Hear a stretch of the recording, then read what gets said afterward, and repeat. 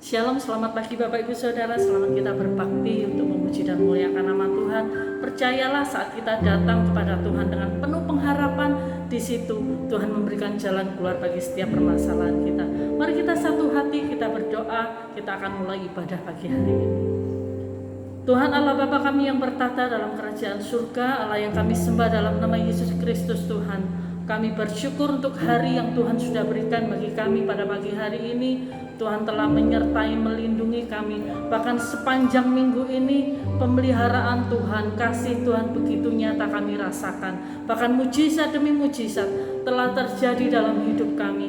Bukti Allah yang kami sembah, Allah yang begitu mengasihi kami. Dan pagi hari ini Tuhan sebagai bentuk ucapan syukur kami mau memuji dan memuliakan nama-Mu dengan segenap hati kami. Dan kami mau menerima tubuh dan darah-Mu Tuhan sebagai peringatan bahwa Engkau telah menebus seluruh kehidupan kami. Terima kasih Bapa di surga. Di dalam nama Yesus kami akan mulai ibadah online pagi hari ini. Haleluya, amin.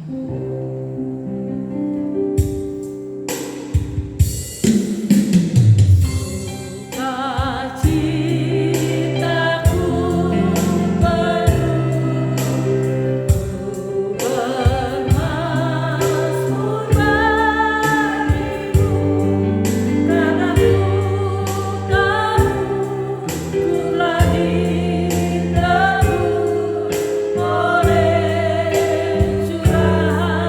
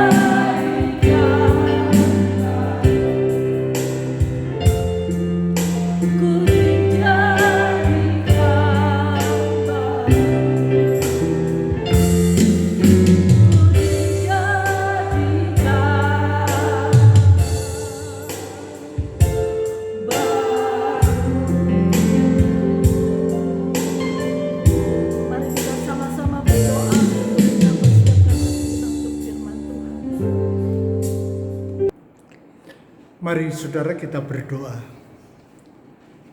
Kami datang kepadamu Bapa yang di surga dengan hati penuh ucapan syukur karena pagi hari ini Engkau memberikan kepada kami waktu yang indah, waktu yang sangat baik untuk kami gunakan beribadah kepada Tuhan. Mari Engkau hadir di sama tengah kami Tuhan, berkatilah kami agar ibadah ini ada manfaat yang nyata, berkat yang nyata, kekuatan baru dinyatakan oleh Tuhan dalam kehidupan kami. Kami memang lapar dan haus akan kebenaran firman-Mu Tuhan. Itu sebabnya puaskan dahaga jiwa kami pada pagi hari ini, agar kami mengalami suatu kekuatan baru dan menyukakan hati kami, menguatkan kami untuk maju terus selangkah demi selangkah mengikut Tuhan sampai garis akhir. Terima kasih Tuhan. Terima kasih kami memperhatikan firman-Mu dengan sukacita di dalam nama Tuhan Yesus Kristus. Haleluya. Amin. Selamat pagi saudara sekalian. Salam damai sejahtera di dalam kasih sayang Tuhan Yesus Kristus. Mari kita bersama-sama merenungkan firman Tuhan yang akan saya sampaikan dengan sederhana tentunya. Kita buka Lukas pasal 3 ayat 1 sampai ayat 3. Lukas pasal yang ketiga ayat 1 sampai 3. Yohanes Pembaptis. Dalam tahun ke-15 dari pemerintahan Kaisar Tiberius, ketika Pontius Pilatus menjadi wali negeri Yudea dan Herodes raja wilayah Galilea, Filipus saudaranya raja wilayah Iturea dan Trachonitis, dan Lisanias raja wilayah Abilene. Pada waktu Hanas dan Kayafas menjadi imam besar, datanglah firman Allah kepada Yohanes anak Zakaria di padang gurun. Maka datanglah Yohanes ke seluruh daerah Yordan dan menyerukan, "Bertobatlah dan berilah dirimu dibaptis, dan Allah akan mengampuni dosamu." Saudara sekalian, beberapa nama orang-orang yang punya kedudukan, orang-orang yang populer pada zaman itu, di antaranya yaitu Kaisar Tiberius namanya, itu kaisar, itu di Roma. Kemudian Pontius Pilatus, wali negeri Yudea. Herodes, raja wilayah Galilea. Filipus, ini adiknya Herodes, saudaranya raja wilayah Iturea dan Trachonitis. Dan Lisanias, raja wilayah Abilene. Pada waktu Hanas dan Kayafas menjadi imam besar. Saudara, itu tadi nama-nama orang yang punya kedudukan. Ya, pada zaman itu tentu kedudukan ini sangat diidamkan oleh banyak orang, apalagi menjadi kaisar. Di sini satu kaisar disebut, satu wali negeri disebut, wali negeri Yudea. Kemudian ada 3 raja. Herodes, raja wilayah Galilea. Filipus, ini adiknya, ini raja wilayah Iturea dan Trachonitis. Dan Lisanias, raja wilayah Abilene. Ya, jadi ada 3 raja, 1 wali negeri, 1 kaisar, tambah lagi pada waktu itu Hanas dan Kayafas menjadi imam besar. Saudara sekalian,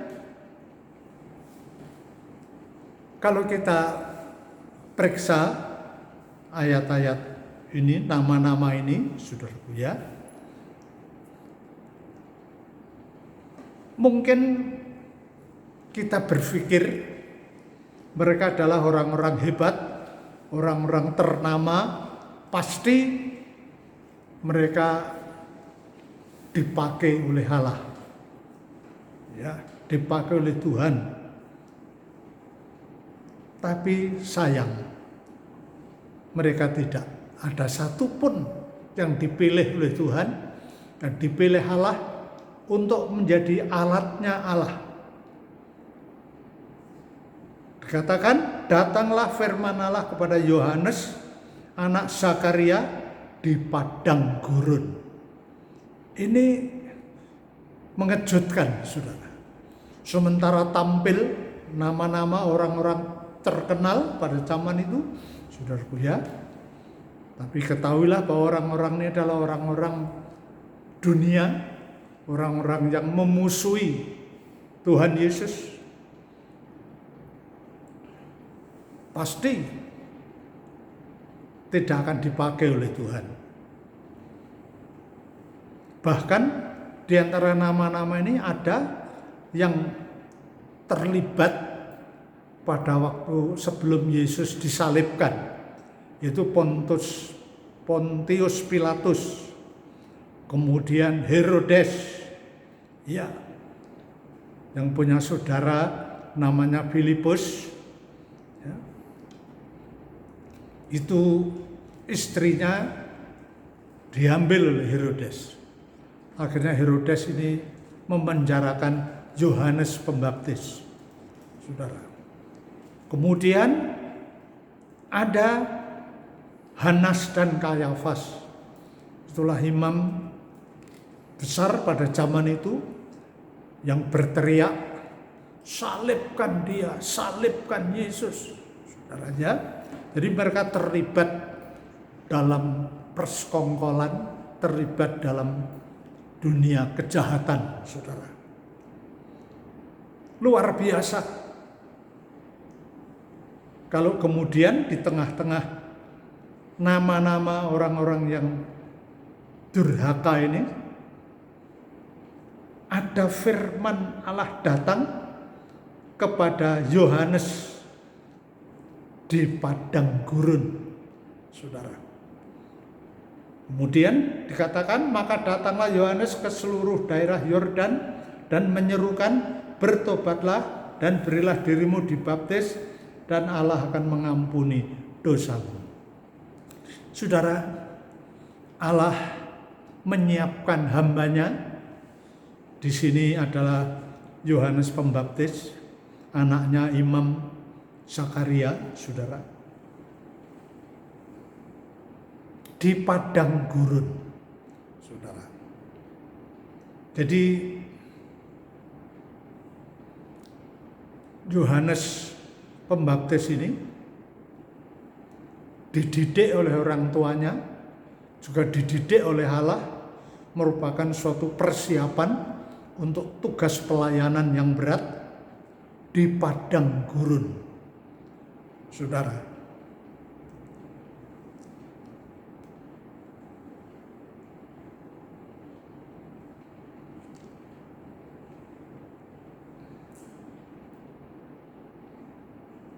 Coba kita baca lagi, saudara.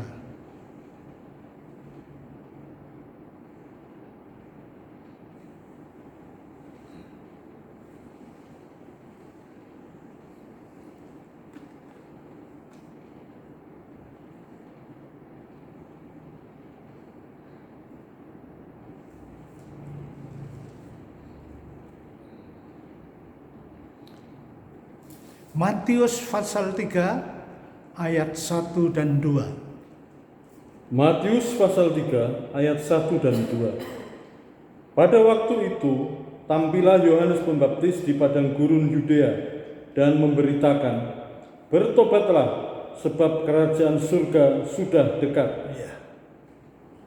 Saudara,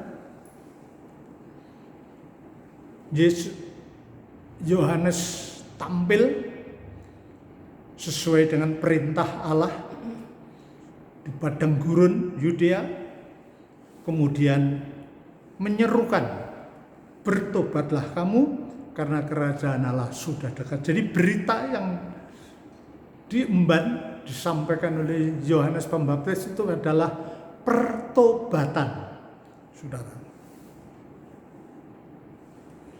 Jadi bertobat itu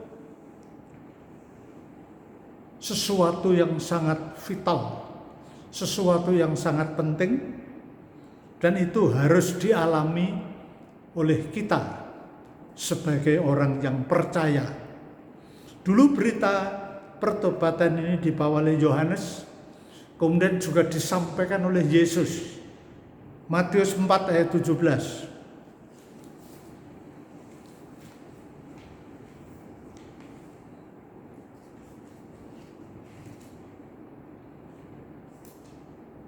Matius 4 ayat 17.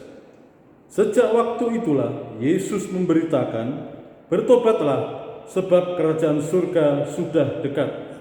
Jadi beritanya sama. Satu pengajaran antara Yesus dan Yohanes Pembaptis. Tadi Yohanes Pembaptis tampil di padang gurun menyerukan, bertobatlah kamu karena kerajaan Allah sudah dekat. Kemudian Tuhan Yesus juga tampil dengan berita yang sama. Beritanya sama, yaitu bertobatlah karena kerajaan Allah sudah dekat. Saudara sekalian, berita pertobatan itu terus menggema sampai hari ini. Karena tanpa pertobatan tidak mungkin orang dapat masuk surga. Tidak mungkin. Dan pertobatan itu baru langkah awal untuk masuk pengudusan, untuk masuk penyucian, bahkan kesempurnaan. Itu prosesnya berawal dari bertobat. Bertobatlah kamu, karena kerajaan Allah sudah dekat. Ini berita yang luar biasa, saudara. Berita yang dahsyat. Inilah awal dari berita Injil Tuhan Yesus Kristus. Itu menurut Injil Markus. Saudara. Jadi bertobatlah. Ini merupakan berita awal. Berita mula-mula. Jadi setiap orang Kristen harus melalui pintu ini untuk mengalami keselamatan. Saya juga harus melewati pintu ini. Dan ternyata untuk bertobat itu butuh waktu, saudara. Butuh waktu. Tidak bisa orang ujuk-ujuk bertobat. Tidak bisa. Harus lebih dulu mendengar kebenaran firman Tuhan terus menerus. Akhirnya timbul iman, timbul keyakinan. Nah, ini mendorong orang untuk bertobat. Itu sebabnya saudara, jika saudara sudah punya pengalaman bertobat ini, peliharalah baik-baik. Karena ini penting. Tinggal melangkah lebih jauh, masuk dalam ruangan kudus, kalau dalam tabernakel begitu, dan di sana digembleng. Pengudusan terjadi, dan kita akan mengalami kesempurnaan seperti Tuhan Yesus, pribadi yang sempurna. Tidak ada jalan lain, tidak bisa digantikan dengan yang lain.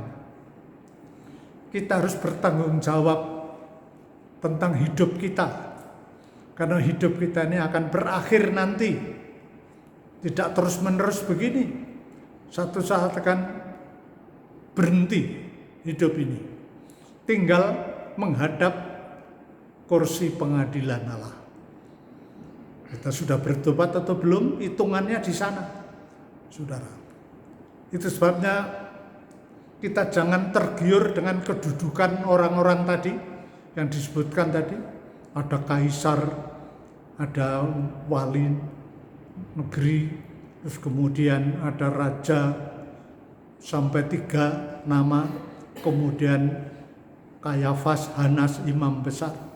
Mereka hanya berebut kedudukan tapi nol. Tidak ada nilai rohani. tidak bermutu.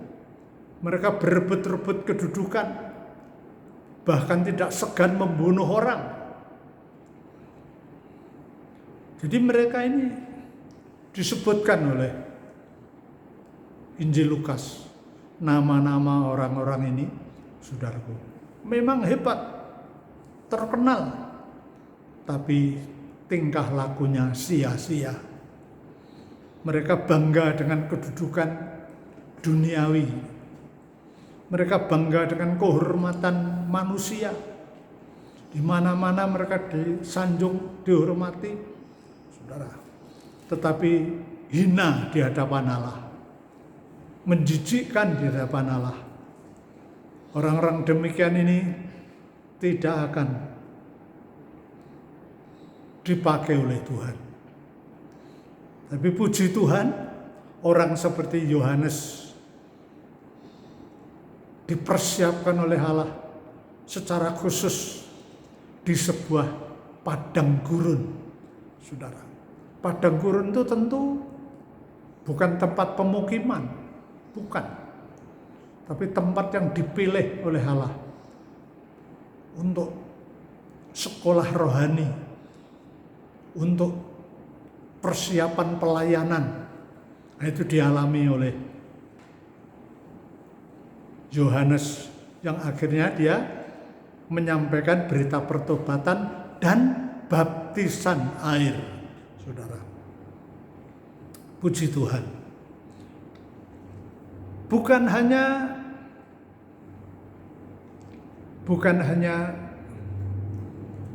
Yohanes, tapi Tuhan Yesus juga dididik di padang gurun. Itu Lukas pasal 4. Saudara, ya, tidak usah dibaca. Jadi setelah Yesus dibaptis, kemudian Yesus mengadakan doa puasa di padang gurun 40 hari 40 malam, saudara. Dan setelah itu dia menghadapi cobaan dari iblis, saudara. Jadi persiapannya tidak main-main, saudara.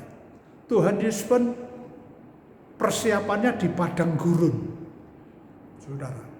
Ini adalah tempat yang ditunjuk oleh Roh.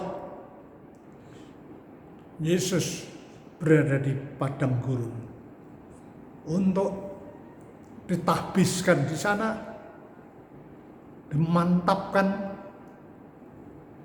kondisi rohaninya untuk menghadapi pencobaan dari iblis. Yesus menang, iblis tidak berdaya, saudara. Begitu pula Rasul Paulus, coba Galatia pasal 1 ayat 17.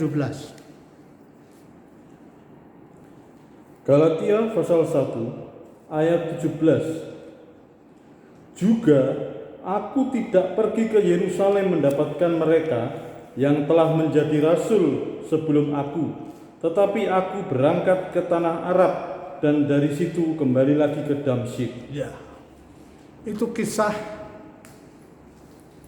Paulus ketika dia dipanggil, saudara, dipanggil di Damsyik, saudara.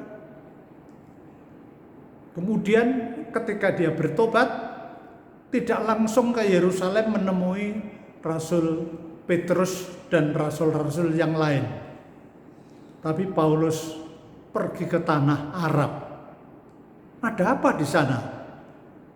Saudara, saya yakin dia tidak punya saudara di sana. Dia orang Ibrani asli, saudara. Keturunan Benyamin, suku Benyamin. Tidak ada. Tanah Arab tidak ada apa-apanya. Orang Israel pernah bergelimpangan mayatnya ketika perjalanan dipimpin Musa setelah menyeberang Laut Merah atau Laut Teberau. Mereka menemukan padang gurun atau padang pasir. Di sana mereka gagal, tak mau tunduk kepada firman Tuhan, akhirnya mayatnya bergelimpangan. Jadi benar-benar padang gurun adalah tempat penggemblengan yang dahsyat. Saudara, iklimnya saja kalau siang panasnya bukan main, kalau malam dinginnya bukan main. Belum kalau ada badai pasir. Saudara, itu bisa mengubur orang, menakutkan iklim padang pasir itu. Tapi Paulus dipimpin oleh Roh Tuhan, dibawa ke tanah Arab, dipersiapkan di sana, mirip Yohanes, mirip Tuhan Yesus, dipersiapkan di sana. Haleluya. Kita harus memahami hal ini, saudara, bahwa padang pasir tempat penggemblengan itu bukan Allah kejam terhadap orang yang akan dipakainya, bukan. Tapi pembentukannya memang harus begitu. Harus benar-benar mengalami penggemblengan yang dahsyat. Jadi melayani Tuhan itu, saudaraku, kalau mau dipakai Tuhan, harus rela hati apabila dibawa oleh Tuhan kepada suatu penggemblengan, bagaikan berada di padang gurun. Saudara, banyak bahaya, saudara. Tetapi Tuhan tidak meninggalkan kita. Yohanes disertai Tuhan. Tuhan Yesus juga di padang gurun dilindungi. Malaikat-malaikat dikirim oleh Allah menyertai dia. Sampai 40 hari 40 malam, saudara. Paulus juga demikian. Dalam perlindungan Tuhan yang maha tinggi ketika di padang gurun. Sekarang gereja. Mari kita lihat gereja. Wahyu pasal 12 ayat 6 dan ayat 14. Wahyu pasal 12 ayat 6 dan ayat 14. Perempuan itu lari ke padang gurun, di mana telah disediakan suatu tempat baginya oleh Allah, supaya ia dipelihara di situ 1260 hari lamanya. Ya, jadi ini dipelihara, diungsikan di padang gurun itu menurut kehendak Allah. Perempuan itu gereja, karena gereja itu adalah mempelai perempuan Kristus, maka digambarkan wanita di sini, saudaraku ya, dibawa, diungsikan oleh Allah di padang gurun. Ayat 14.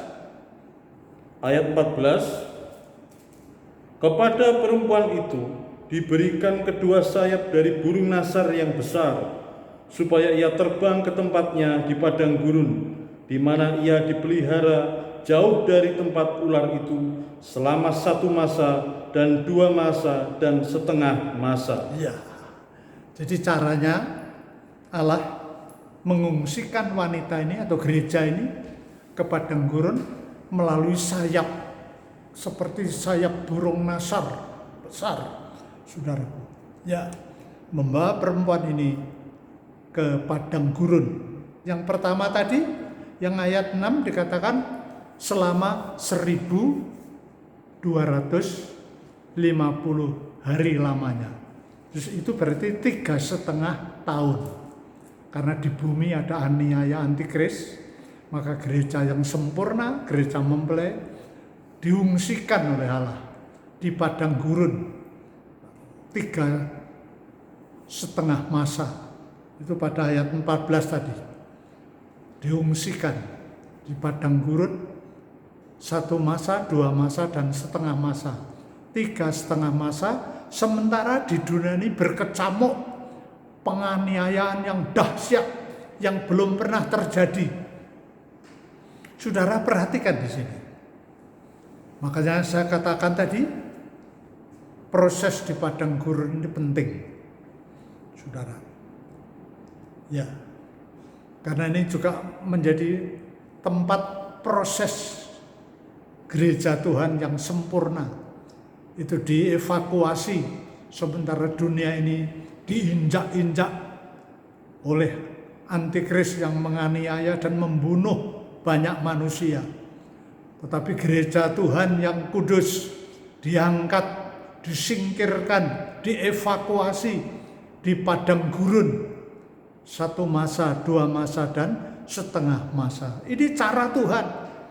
Dia pakai tempat yang sama, saudaraku. Dan tempat ini ternyata tidak diketahui oleh iblis. Iblis tidak tahu. Jauh dari mata ular, dikatakan. Jauh dari mata ular. Ini cara Tuhan menyelamatkan gerejanya, saudara. Haleluya. Sekarang saja, seperti proses ini, berkecamuknya virus corona ini, saudara. Ini cara Tuhan juga untuk menyelamatkan gerejanya, supaya anak-anak Tuhan anteng di rumah. Yang biasa keluyuran, anak-anak tidak di rumah, jarang ketemu orang tuanya, main terus anak-anak. Sekarang tidak bisa kemana-mana, hanya berada di rumah dan bisa beribadah secara online seperti ini. Ini cara Tuhan. Ini anggaplah ini padang pasir untuk menolong kita, kebijaksanaan Tuhan untuk menyelamatkan kita. Dan nanti masih ada padang pasir. Saya tidak tahu tempatnya di mana, saudaraku ya. Tentu bukan di Yudea, tentu bukan di Tanah Arab, bukan. Tapi padang pasir, yaitu di bumi yang lain, saudara. Ya. Jadi Tuhan mampu melindungi jemaatnya di padang pasir, suatu perlindungan yang luar biasa. Saudara, itu sebabnya bersyukurlah kepada Tuhan jika kita masih bernafas sampai hari ini. Mohonlah kemurahan Tuhan. Tuhan, beri kesempatan saya bertobat supaya saya bisa masuk dalam padang gurun pemeliharaan Tuhan, diasingkan di padang gurun supaya kami bisa bertahan sampai garis akhir. Kita harus menjadi doa permohonan kita kepada Tuhan. Padang gurun ini tempat yang mengerikan, tapi menjadi tempat yang membahagiakan bagi kita. Puji Tuhan. Itu sebabnya jangan sia-siakan waktu yang ada ini. Bertobatlah. Ini berita yang disampaikan oleh Yohanes Pembaptis, juga berita yang disampaikan oleh Tuhan Yesus. Sama. Bertobatlah karena kerajaan Allah sudah dekat. Zaman itu sudah dinyatakan kerajaan Allah sudah dekat. Apalagi sekarang. Ya, Yesus sang Raja itu akan segera tampil di atas bumi ini untuk mengangkat kita semuanya. Tapi lebih dulu kita harus rela diasingkan jauh dari mata ular di padang gurun. Saudara, 1 masa, 2 masa, dan setengah masa. Inilah cara Tuhan. Mari kita akrabkan diri kita. Kita semakin erat dengan Tuhan. Kita punya relasi yang begitu dekat dengan Tuhan. Tuhan juga sukacita hatinya mempunyai relasi seperti kita yang sukacita menghadapi padang gurun. Kiranya berita firman Tuhan ini memberkati saudara dan saudara renungkan supaya ada tambahan-tambahan dari pengertian rohani saudara akan firman Tuhan ini. Kiranya Tuhan memberkati saudara-saudara sekalian. Mari sekarang saya mengajak saudara menikmati perjamuan kudus.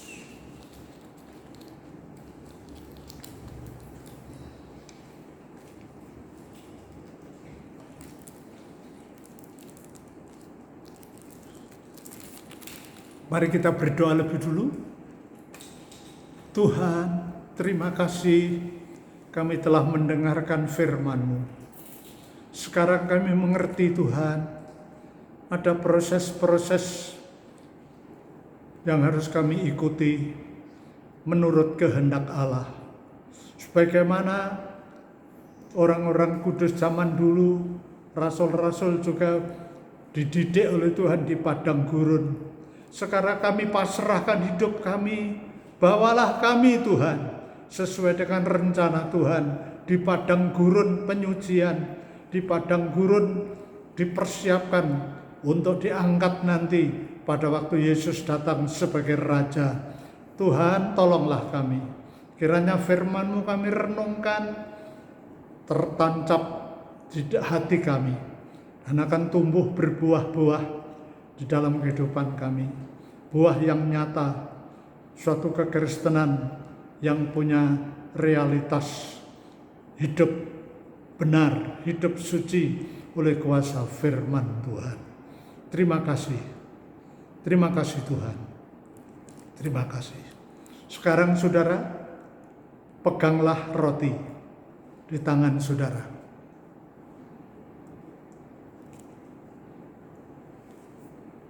Dan mari kita angkat.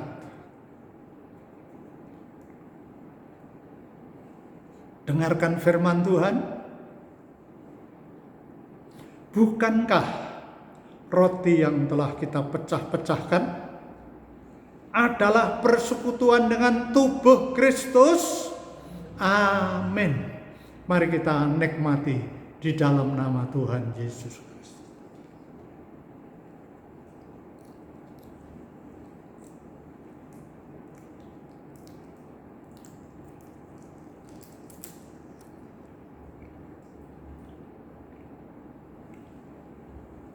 Selanjutnya mari kita angkat cawan dengan tangan kanan kita. Kita dengarkan firman Tuhan. Bukankah cawan pengucapan syukur yang atasnya kita ucapkan syukur adalah persekutuan dengan darah Kristus? Amin. Dalam nama Yesus kita minum bersama.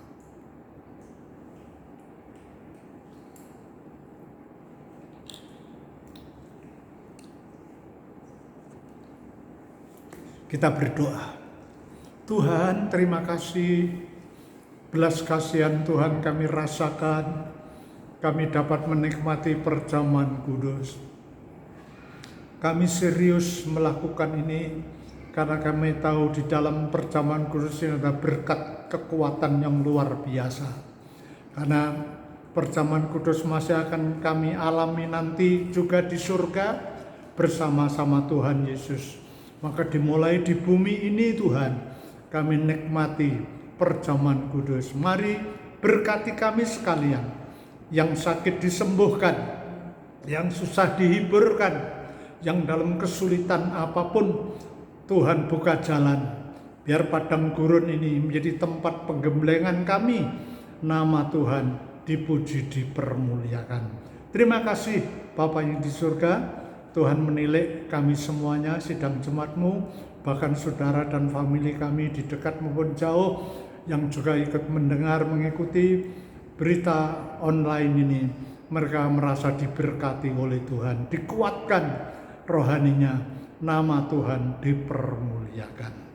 Dan sekarang saudara sekalian, terimalah berkat Bapa, cinta dan kasih sayang Tuhan Yesus, persekutuan damai sejahtera dalam kuasa Roh Kudus, yaitu di dalam nama Tuhan Yesus Kristus Kepala Gereja, mempelai laki-laki pria bagi jemaat. Nama Tuhan dipermuliakan. Haleluya. Amin.